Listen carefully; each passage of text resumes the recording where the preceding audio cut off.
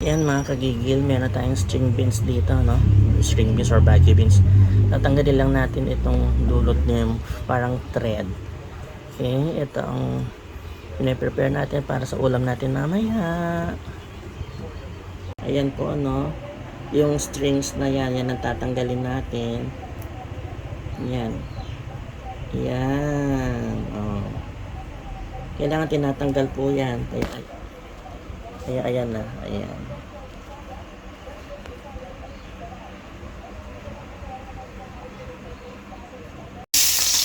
Ito na po tayo. Ang bango.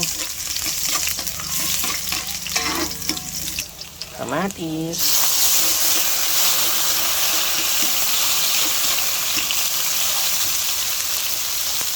Lutuing maigi ang kamatis.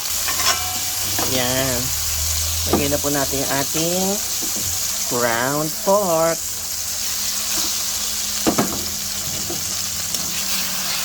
Magandang ground pork natin. Ay konting taba lang.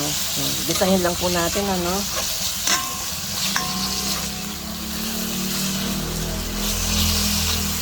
Hanggang sa mag-brown na siya.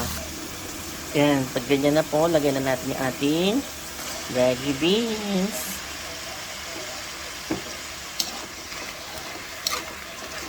Sarap nito mga kagigil.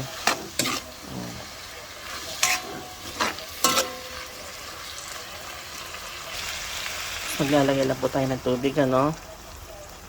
Simmer lang for 5 minutes. Okay na po yan. Maglalagay po tayo ng cubes.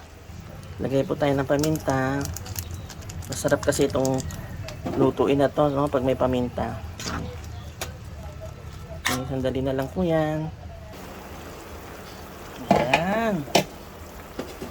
Tikman na po natin, ano.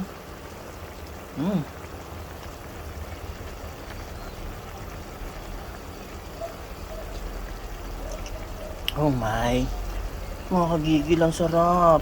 Totoo lang. Tignan natin yung gulay natin kung lumambot na, no. Kaya yung crunchy, dapat crunchy lang siya. Yan.